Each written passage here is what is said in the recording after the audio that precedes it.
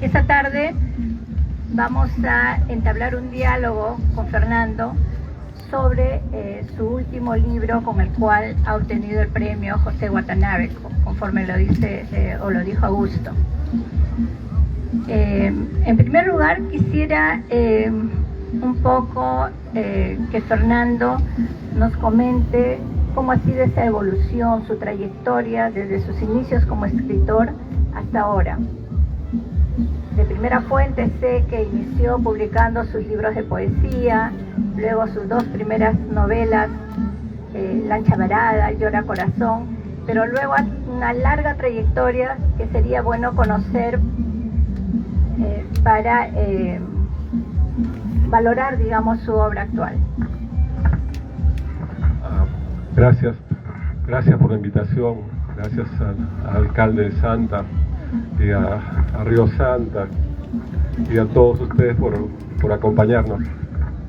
Ay, ¿cómo empecé en todo esto? Bueno, es una historia un poco larga, yo ya estoy ya un tío en esto.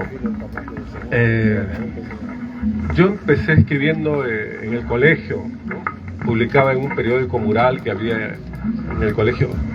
Creo que lo hacía más por darle cólera al profesor de literatura, porque teníamos un profesor de literatura que era muy malo. Los chicos le pusimos burro con sueño en el colegio porque hablaba para abrir el libro y que nosotros copiemos de eso, y él se sentaba en el pupitre y se echaba a dormir. Entonces, eso se supone que nos enseñaba muy poco de literatura, ¿no? Pero con un grupo de chicos escribíamos algunas crónicas, hacíamos algo de poesía y publicábamos en el periódico mural del colegio, como para darle una contra al profe, ¿no? Pero después en la universidad también hacía lo mismo, ¿no? Con otros chicos publicábamos en el periódico mural y prácticamente nos adueñamos del periódico mural porque siempre publicábamos. Ya con los años yo ya empecé a publicar poesía, ¿no?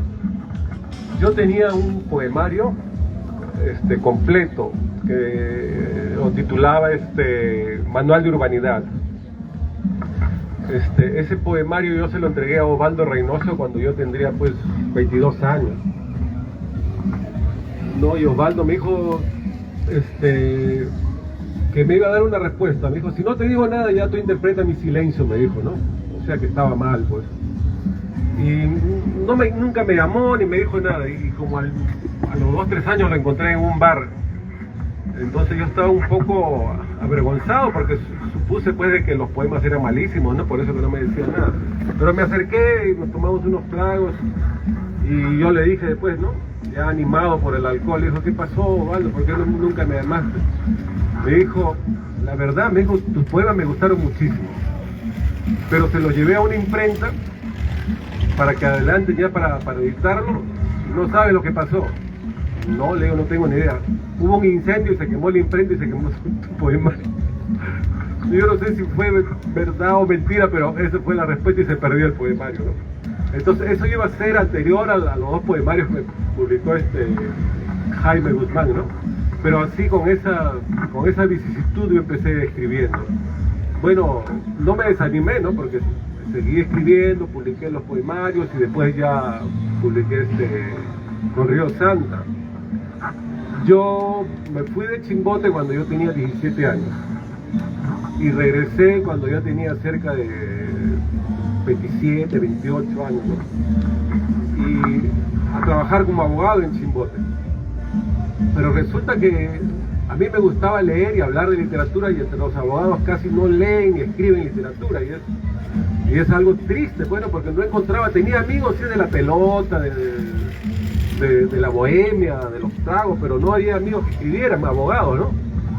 Entonces yo vivía en una soledad, pues, pero encontré un amigo, que es Hugo Vargas Tello, un abogado mayor, que leía solamente literatura rusa. Entonces me lo presentaron y yo iba en las tardes después del almuerzo a su oficina a hablar de literatura y a escucharlo cuando renegaba de medio mundo, ¿no? Porque era amargo, ¿no? Medio colérico. Entonces él un día me dijo, yo te voy a presentar a un amigo que si tú haces clic con él, ya, me dijo, con él vas a conversar, vas a publicar. Y me llevó un día a Río Santa a presentarme a Jaime. La verdad que cuando entramos y yo conocí a Jaime, no se me pasó por la cabeza que él fuera el dueño de Río Santa, ni que tuviera nada que ver con la literatura, porque lo encontré con un polo de un colegio que se estaba deshilachando por las mangas y el cuello, las hilachas, y estaba con un pantalón rojo, un buzo rojo, que le quedaba pasarrido, y unos zapatos de punta, lo más parecido al Quijote. Pero antes que me lo presenten, sonó la campana del basurero, y Jaime se metió al fondo de la trastienda y salió con dos bolsas de basura a corretear al basurero por la calle. Pero un espectáculo surreal, ¿no? Ya después vino y ya me presentaron y se sentó y me quedó mirando, me dijo, ¿te gusta Arguedas? Sí, le digo, es uno de mis escritores favoritos. Ya, entonces vamos a ser amigos, me dijo, ya. Y ahí empezó todo, ¿no? Porque me invitó a participar en una revista que él sacaba por ese tiempo, Los Zorros, y ahí yo empecé a publicar algunos poemas cortos, algunos relatos cortos, y él ponía entre el staff de colaboradores ponía como 20 nombres, pero en realidad casi todo lo hacíamos yo y él, ¿no? Y él se desdoblaba porque él mismo hacía de varios, escribía por varios, ¿no? Y había una parte, un relato que se llamaba El Chimbotano Extraviado, donde le inventaba una historia a este alcalde Estuardo Díaz. Pero Estuardo Díaz era un alcalde que se salía en las noches a buscar aventuras sexuales por la calle, ¿no? Y era bisexual y era hasta trisexual, y le inventaba unas aventuras que un día Estuardo Díaz lo llamó por teléfono y le quiso pegarle.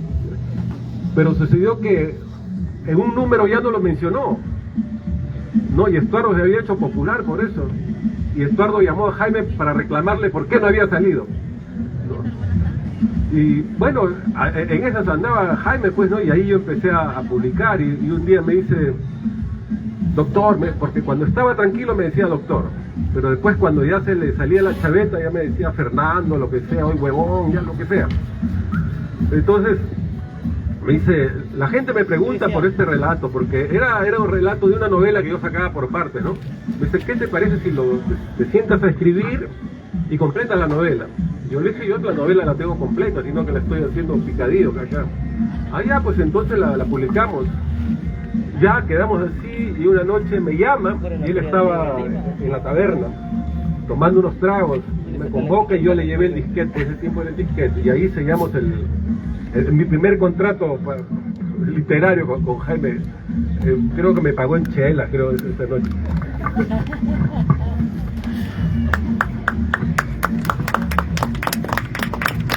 Bien, ahora un poco para conocer sobre tu afán de escribir en peruano, ¿no? Que es su forma, su búsqueda de Fernando, ¿no? Pero para iniciar, ¿me permite leer un párrafo de tu discurso que dices cuando te entregaron el premio José Watanabe, ¿no?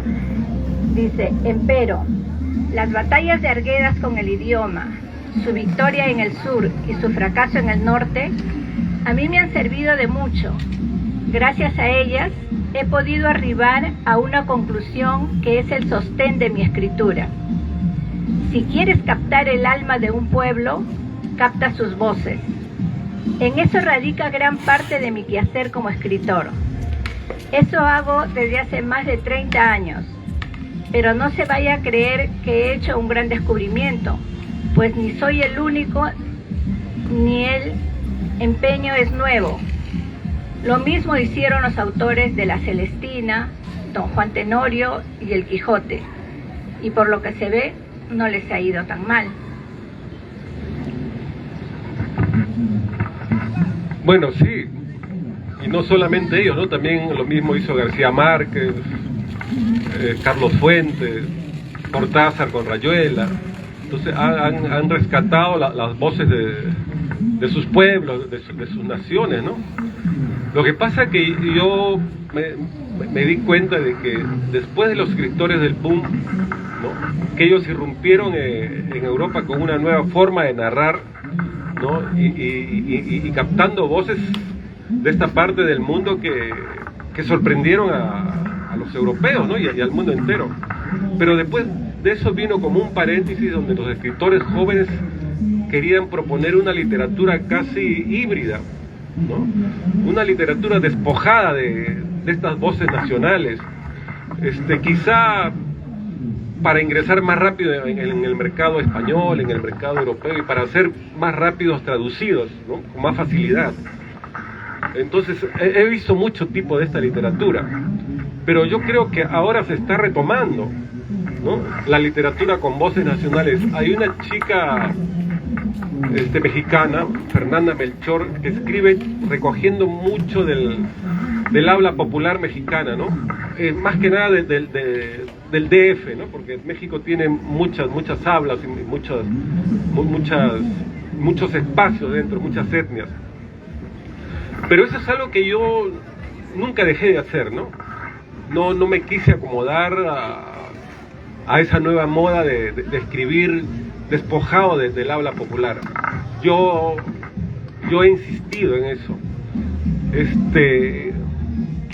Una de las cosas que a mí me ha llamado siempre la atención, ¿no? Desde chico que empecé a leer los libros de Arguedas, fue cuando leí El zorro de arriba y El zorro de abajo, ¿no? A mí no me costó mucho, creo que la primera, la segunda página, para darme cuenta que los chimbotanos no hablamos así como hablaba Chiroca, ¿no? Como hablan los personajes, porque Arguedas no entendía, no conocía el habla popular de esta parte del Perú. Arguedas se había criado en el sur y había captado el habla popular, ¿no? Y lo llevó pues a extremos excelsos con los ríos profundos, ¿no? Pero cuando vino acá a Chimbote, Arguedas no conocía el habla de acá.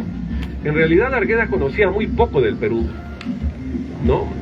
Conocía la sierra del sur, el centro, pero casi nada del norte y poquísimo de la selva, ¿no? Ese tiempo pues la selva era una incógnita, ¿no?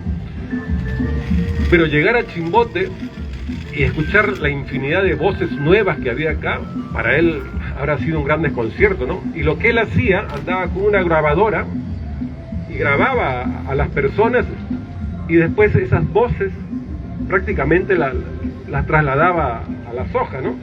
Y eran voces de pobladores, la mayoría de ellos que venían de la sierra, ¿no?